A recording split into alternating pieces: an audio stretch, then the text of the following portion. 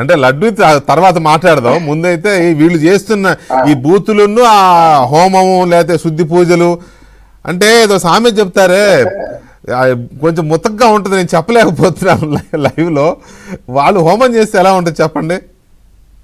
ఇప్పుడు అంటే ఏమి లేదు, నాకు ఇంపార్టెంట్ చాలా లడ్డు గురించి చాలా ఇంపార్టెంట్ కాబట్టి మళ్ళీ వీళ్ళ గురించి మాట్లాడితే టైం వేస్ట్ అవుతుందేమో అని అందుకే అడుగుతున్నా. ఆయన కూడా ఇప్పుడు అంబటి రాంబాబు గారి విషయం ఆయన తప్పులేదండి, నన్ను అడిగితే ఆయన తప్పేం లేదు. అయితే మీరు లడ్డు గురించి డెవలప్మెంట్ ఉందన్నారు కదా, ఇంపార్టెంట్ డెవలప్మెంట్. డెవలప్మెంట్ అని కాదు, దాని గురించి ఎక్కువ మాట్లాడాల్సిన సందర్భం. నిజమే, నిజానికి కూడా దాని గురించే ఎక్కువ మాట్లాడాలి, దాని గురించి మాట్లాడదాం. అయితే మీరు ఒక్క నిమిషం ఆగండి, ఒక్కసారి వాళ్ళ నాయకుడి గురించి మరి సీఎం రాజా ఏం క్లారిఫికేషన్ ఇస్తాడు చూసి దాంట్లోకి వెళ్దాం. ఏం రాజా గారు, ఏంటి పరిస్థితి? అంబటి రాంబాబు గారు మాట్లాడవచ్చా? మీ విధానం ప్రకారం మీ పార్టీ విధానం అదే కాబట్టి అంబటి రాంబాబుకి పాస్ మార్కులు వేస్తారా లేకపోతే డిస్టింక్షన్ ఏమైనా ఇస్తారా? అంబటి రాంబాబు చేసినటువంటి పని 175% తప్పే. ఎందుకంటే అంబటి రాంబాబు ఎన్నిసార్లు ఎన్నో రకాలుగా ఎన్నో విధాలుగా చెప్తానే ఉన్నాం, ఈ వ్యాఖ్యలు ఇది తప్పు. ఏదో ఒక రకంగా మనం అధికారంలో ఉన్నాం, అధికారంలో ఉన్నప్పుడు బ్రహ్మాండంగా తిరుమల తిరుపతి దేవస్థానానికి సంబంధించి శ్రీవారి లడ్డు ప్రసాదంలో కల్తీ జరిగినటువంటి మాట వాస్తవం. మేము ప్రతిరోజు కూడా అంటే మా వైసీపీ పార్టీలో కూడా బ్రహ్మాండంగా హిందూ దేవుళ్ళని హిందూ దేవాలయాల దగ్గరికి పోయి హిందూ దేవాలయాల్లో పూజలు చేసేటువంటి వ్యక్తులు చాలా మంది ఉంటారు. వాళ్ళందరూ కూడా ఇదే మాట చెప్తారు, నాయనా జరిగిందా? ఈ రోజు బ్రహ్మాండంగా సిట్ ఇచ్చిన దాన్ని ఇది కల్తీ జరిగిందని చెప్తా ఉంటే ఏదో ఒక రకంగా ఈ యొక్క దారి తప్పియాలా, తిరుమల లడ్డు కల్తీ విషయాన్ని ఈ పక్కదోవ పట్టాలంటే ఏమి చేయాలా, ఏం చేస్తే అవుతుంది. గతంలో బ్రహ్మాండంగా ఆడిన దానికి ఏ విధంగా అయిందో చూసాం. కానీ ఇప్పుడు ఉండేటువంటి పరిస్థితుల్లో అంబటి రాంబాబు పోయి ఆ మాట మాట్లాడటం, అటువంటి భాషను ఆయన ఒక సమాజంలో మనం ఒక మాజీ మంత్రిగా పనిచేసినాం, శాసనసభ్యుడిగా ఉన్నాం అనేటువంటి సోయ కూడా లేకుండా ఆడ మళ్ళా కారు గ్లాసులు అద్దం దించుకొని మరి బయటకు వచ్చి ఆయన ఏమి చెప్పాలనుకున్నాడో, ఆయన ఏ విధమైనటువంటి భాష మాట్లాడినాడో మనందరం కూడా చూసినాం సార్.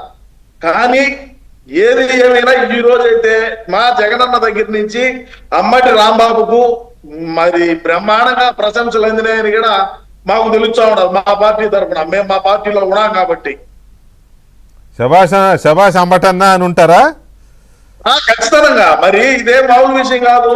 హిందూ దేవాలయాల మీద దాడులు జరిగిన రోజు ఏ రోజు కూడా మా పార్టీకి సంబంధించినటువంటి వ్యక్తులు బయటకు వచ్చి మాట్లాడాలా, హిందూ అదే విధంగా స్వాములు విగ్రహాలు తీసేచ్చా రాలా బయటకు వచ్చి మాట్లాడాలా, రథాలు కాలిపోతే బయటకు వచ్చి మాట్లాడాలా.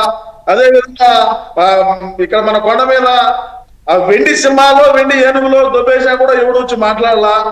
మరి అటువంటిప్పుడు మాట్లాడినటువంటి వాళ్ళు ఈ రోజు కూటమి ప్రభుత్వం అధికారంలోకి వచ్చింది, సిట్టు తేల్చింది, కల్తీ జరిగింది అని చెప్పి మరి ఇంత రాధాంతరం ఎందుకు చేస్తున్నావు? కల్తీ కాదా మళ్ళీ కల్తీ అంటారు? కల్తీ కాదా, నెయ్యే లేదని తెలుసు. నెయ్యి కాదు కల్తీ అంటే నకిలీ నెయ్యే కాదంటే మాకు తెలియదు, నెయ్యి కాదని మాకు తెలుసు నెయ్యి కాదు. మీ లైఫే ఫేక్ కదా, మీరు చేసే ఫేకులు కదా, అన్ని ఫేకులేగా. మరి పామాయిల్ రెండు తెచ్చి రెండు రసాయనాలు తెచ్చి కలిపి నెయ్యి మాత్రం కనపడింది కదా మీకు. రంగు కలిపితే అది కూడా నెయ్యి రంగులోనే ఉంటది. మరి 20 కోట్ల లడ్డూలు అయితే తయారీ అయింది కదా, తయారీ చేసి ప్రతి హిందువుడు కూడా ఎత్తుకొని పోయి తిన్నున్నారు కదా. ఎంత పాపం చేశారండి, ఎంత పాపాత్ములు అంటే మీరు. అయోధ్య గుడి రామాలయం ఓపెనింగ్ కూడా మీరు ఇక్కడ నుంచి 1,00,000 లడ్డూలు పంపించారు.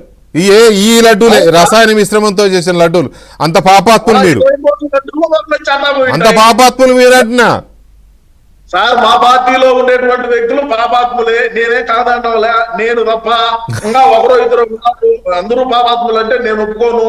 మరీ ముఖ్యంగా మా అన్నను పాపాత్ముడు అని అనొద్దు, ఎందుకంటే ఆయన ఎవరో చెప్పింది తింటాడు కాబట్టి ఆయనకంత ఉండదనే మనం అనుకుంటాం. ఎంత దుర్మార్గం అయ్యా ఇది, మరి టూ మచ్ కదా.